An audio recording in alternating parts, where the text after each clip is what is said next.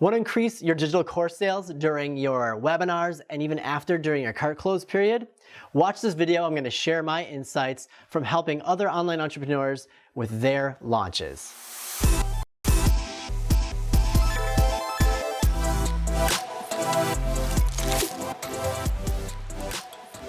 I'm Glenn Allen, course creation coach, and I help online entrepreneurs overcome the overwhelm of digital marketing. If you're looking to make your digital product launch as successful as possible, subscribe to my channel where I reveal my best tips and tutorials each week. You don't want to leave money on the table during your course launch. And so some people, they think it's just enough to use the launch system that they learn, whether it's an Amy Porterfield Digital Course Academy system with 4 webinars, or it's a Jeff Walker product launch formula, or the Brendon Burchard OVO style, or any other system that you're using.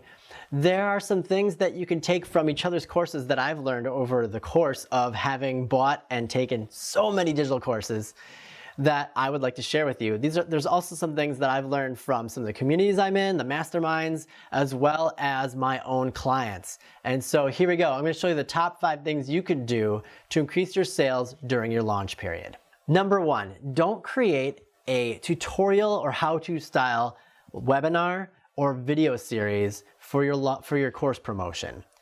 And the reason for this is I know you really want to add value, and you're going to, but some people will just take that information and they will just bounce. This is one of the few times where I would advise you to not give away tons and tons of value. Normally, you want to do that everywhere so that people think, okay, well, this is great. I wonder what they're actually selling in the premium things. You know, here's what you need to do on a webinar though.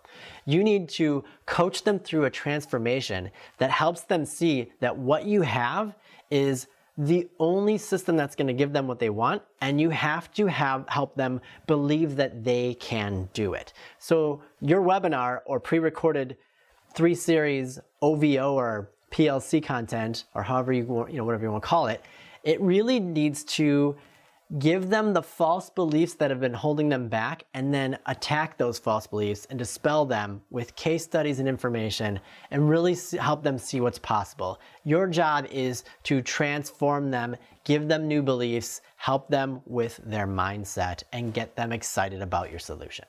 Number 2, create a bonus that expires during the webinar, and then don't offer it anymore after that. This is one of the greatest ways to get people off the fence while they're on your webinar. It's going to stop people from basically hemming and hawing and saying, well, I can do this later. And you want to let people know that there is going to be some kind of bonus, but it is limited time and it's only available during the webinar. That's going to keep them on it. Or you can do it, during your video. It's a little tougher with a video if you don't have some kind of a countdown timer that goes with the video. But there are ways, there's tech tools of making that happen. Anyway, what you want to do is you want to create something that is very valuable, that is in line with the course, or a bonus or an add-on, or kind of the next stage after they've taken that course, or some tool that's going to make that whole process that much easier. This could be something that you sold in the past, or it could be, one-on-one coaching. It could be a book you've written. But you want to make sure that it absolutely goes away right after the webinar is over. Number 3, reach out to your attendees in person. This is going to knock them off the fence. And you can look at if you're doing a webinar, you can look at your attendees list. If you're doing something that's pre-recorded with links from your email, you can look at who's clicked on the links. And you can reach out to those people. If you find some people are clicking on the entire series, or there's some people who have watched the whole webinar or the whole replay, you could find all that out. Like if you're using Zoom, you can actually go in and you can download a log of who attended and how much did they attend. And the beauty of that is then you could send a personal message. You can email them directly, or what many of my clients find to be the most effective thing is to use a tool called either BombBomb or Bonjoro. They're both identical services that allow you to basically personal deliver a video to that person, to their inbox. So you're not like pre-recording a video, you're actually in your email client creating the video and it sends directly to them. It's a wonderful thing, and that personal touch is really gonna be what changes the tide and gets people to finally pull the trigger, buy your course if they've been kind of on the fence about it. One other thing I almost forgot about that, when you do reach out to them, you might wanna say, hey, thank you for being in my webinar, or thank you for checking out my training. I just wondered, do you have any questions or any objections? That's gonna really help you to find out how can you make your offers better in the future. My next tip, if you want to increase your overall sales off the other sales you're getting per launch, add some kind of an upsell as a tripwire on your purchase confirmation page. It doesn't have to have like a countdown timer and be really fancy. It could just simply be a button that offers another item right off that thank you page, and should they close the thank you page, it simply goes away for them. This could be, again, some other mini course you've created or a tool that works with your course, something that you didn't use as your webinar bonus. My final tip is promote your course everywhere. I see so many people in these forums that I'm a part of where they're like, I have my course launching this week. Should I tell my people on Facebook? Of course you should. You want to tell everybody. Tell your friends, tell your family, tell their cousins, tell a dog. Don't tell a dog. Tell a dog. You want to make sure that it's on your Facebook, your Instagram, if you got a LinkedIn. Just make sure everybody knows you've got a course and make sure there's a way that they can find out about it. So if you want to link them to your sales page or a webinar you've got or something like that. If you have a YouTube channel or you've been doing regular Facebook Lives, leading up to your course, you should have been talking about this course creation process the whole time, getting people primed and in the know that you've been doing this. You don't want to just spring it on them and be like, hey, I'm launching a course tomorrow. You want to make sure that people have been ready all along and in the know.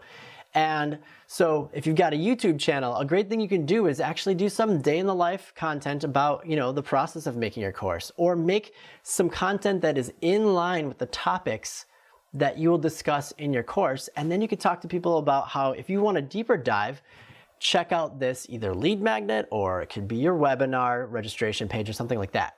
Now, if you're concerned that there's a definite cart close date and it won't make sense to have this video out there with a link to it after the cart closes, what you do then is you basically then redirect that page later on, or just change it so that instead of having the sign up pages or registration pages, it has a button sending them to a waitlist form. And then you tag them with, waitlist or something like that. Then you know who's really still interested in this when you're ready to do your relaunch. Now, all of this advice is pointless if you've created a course that nobody wants, or it's created in a way that's just going to get people stuck. And so that's why I've created the Launchpad checklist. It's going to help you lay out your course in a way that eliminates the overwhelm, make sure that you've created everything you need to have in place so that you're totally prepared, confident, and ready to sell your course, and it's not going to be a dud. I also share my favorite tools for creating a course, whether you're doing direct to camera, or you're doing a screen share, or you're doing slide decks, and all the tools that you would need to sell and host your course. You can get that at theglenallenshow.com/launchpad. One last thing, I want to hear from you. In the comments below, let me know, what kind of things have you tried if you've launched a course before that has worked for you? And hey, what hasn't worked for you? Put them below. I'd love to hear them, and I'll see you online.